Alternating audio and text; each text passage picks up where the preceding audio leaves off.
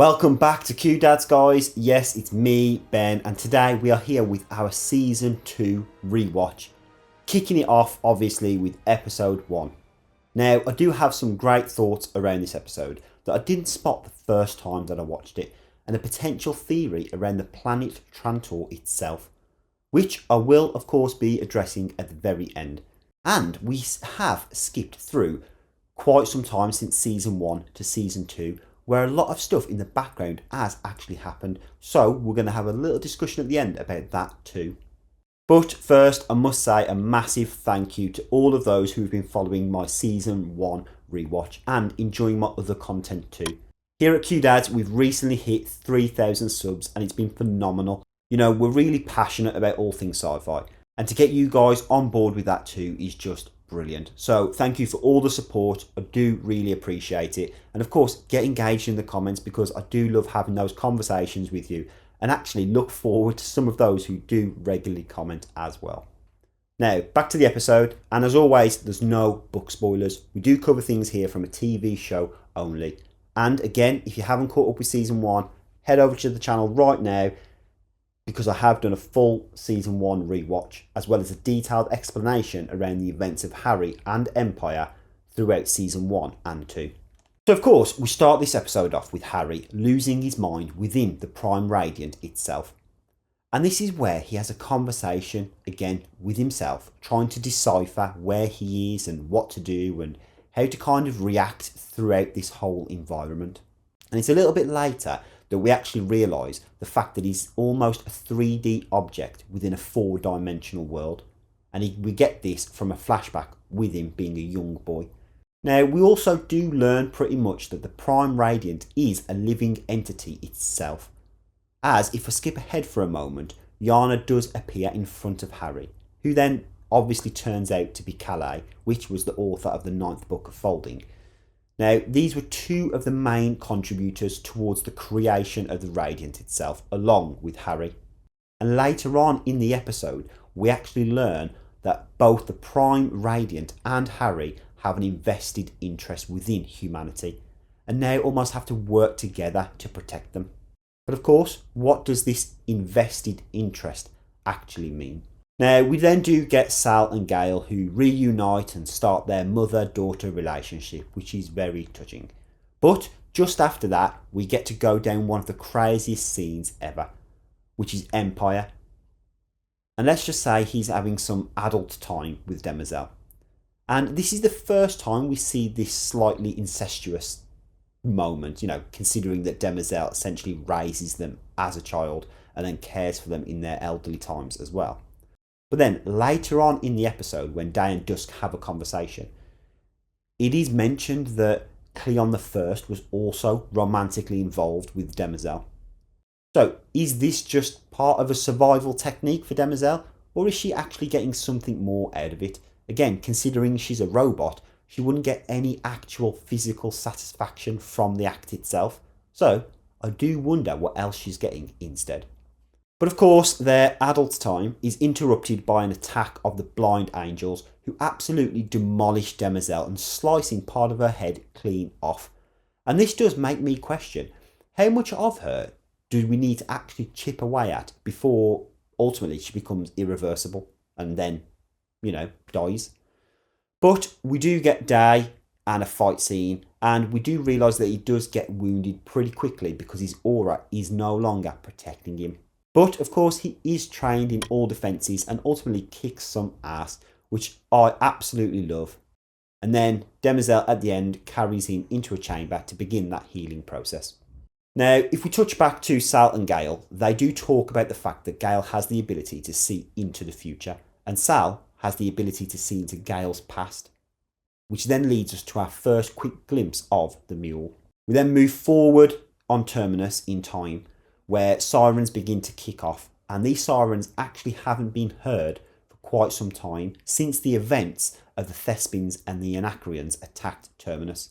But they are preparing for the return of Harry as the null field itself begins to reduce. So Sal and Gale then talk about the overall plan on how to protect humanity from that 30,000 year dark age, and obviously opening up the Prime Radiant, we see some kind of visualization of this timeline, this plan moving forward. And interestingly here, it's mentioned that Gale was never on Terminus, and instead it was Sal who then interacted with the Thespians and the Anacreons, and the crisis that was averted didn't then steer humanity back on track, how it was meant to be, but instead created a further ripple and future events coming up, which, if not handled correctly, can be irreversible. We then cut back to Empire, and for me, this will remain as my number one favourite moment in Foundation. Closely followed actually by the one where Empire gets attacked by Becky, but we'll touch on that later on in the series. Now, we get to see a great line from Day as he's ultimately recovering from the attack, where he just says, "Somebody give me a damn blasted robe so my manhood isn't flapping around." And every time I hear this, it just makes me chuckle so much. But moving on, we do learn more about the events of where we're up to now, and that we're what we've essentially missed. The Day continues to talk about an upcoming marriage to Queen Sareth of the Cloud Dominion, and that the recent attack was caused by a group of people called the Blind Angels, who have somehow managed to get this technology to penetrate Empire's aura. So this kind of Empire is a lot more spiritual, I think anyway, and considers himself to have some kind of a soul, but believes that Dusk and Day both have an involvement and orders for their memories to be audited as well. And this kind of signifies that break in trust within that inner trio, which again, as we step close towards season 3, is going to ripple and cause an even bigger chasm, similar to the scar on Trantor. That was almost foreshadowing this kind of break between the three brothers. Now, Day and Dusk have a little talk about Queen Sareth as she makes her arrival on Trantor. And in that conversation, they're obviously talking about the intimacies between Day and Demoiselle. And not only do we learn that this trait was picked up from Cleon I, but actually that Demoiselle instigated it. Now, I am going to touch on that in just a moment, so please stay with me. We then get to see Queen Sareth introduced to Empire, and the gifts that they present are obviously some kind of royal pigments that are used for the removal itself, and piques the interest of Dusk immediately. And in return, Queen Sareth is given a brass replica of Trantor with the new 3 rings around it. And in this moment, I must admire Sareth's brash and bold attitude, because it's almost like she's insulting Day, saying you are Empire and own pretty much the galaxy, and all you're giving me is one lousy planet. Yet I've got to marry you and bring you natural heirs. It's just everything caught up in this one little gesture of exchanging gifts, and I absolutely love that moment. Of course, we then realise that due to the events of Season 2 around the tampered DNA, that Empire actually dropped the ball and did not investigate this supposed solar flare that destroyed Terminus and the Invictus. But they do continue to allow them to play dead until they've done some further investigation. We then get Sal and Gale, who hide from a hurricane and plan to dive into the beggar to then ultimately allow it to resurface.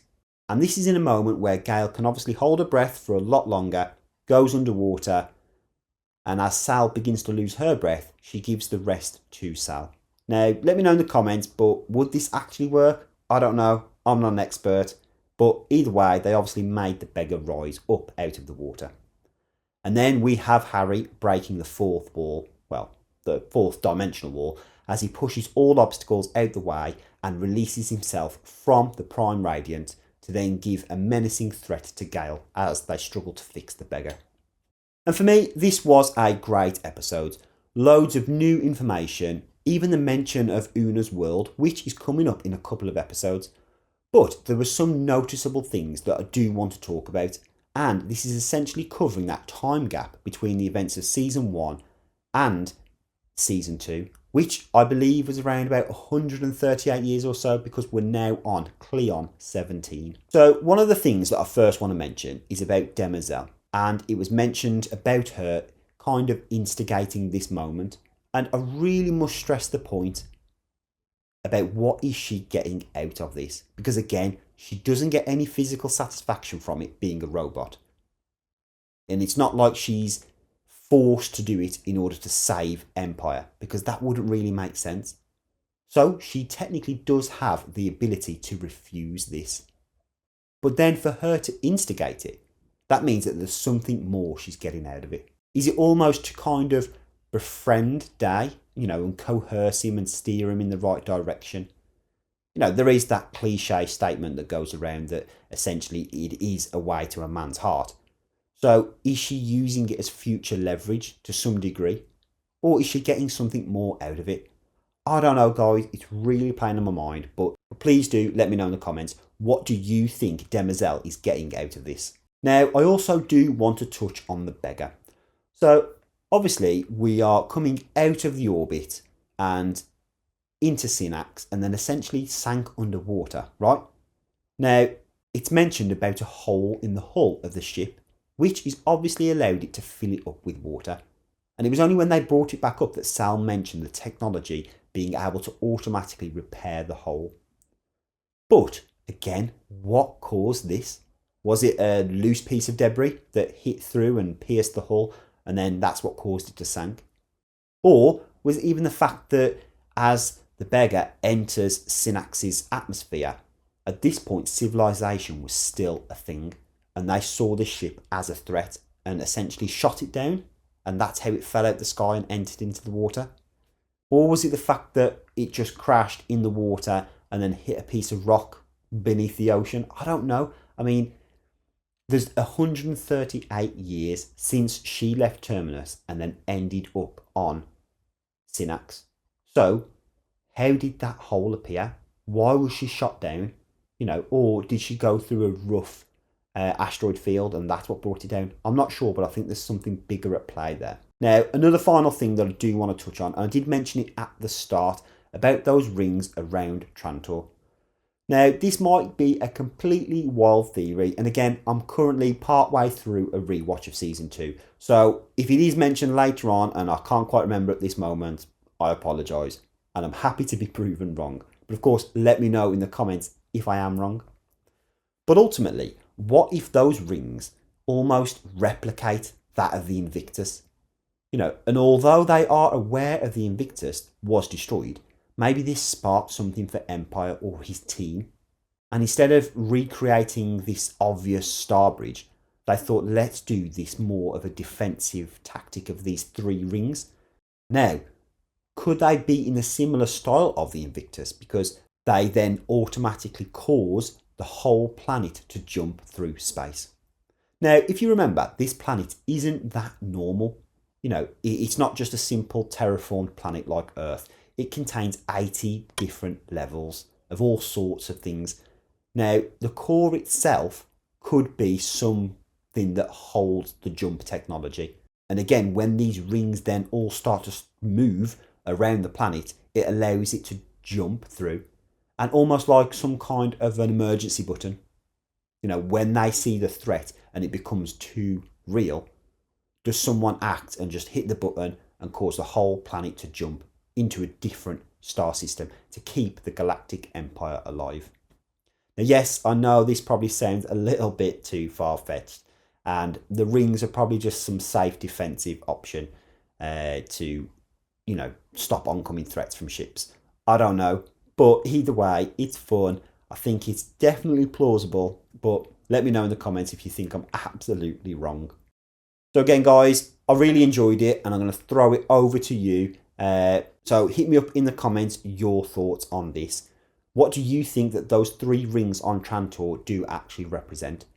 What do you think Demoiselle's intentions are by having sex with Day? And of course, what happened in that 138-year gap? Did we see some wars? Did we see some battles? Do we see a shift in power? Let me know. And again, don't forget to hit that subscribe button, guys, because it really does help the channel to grow. And yep, I'll catch you next time with something new.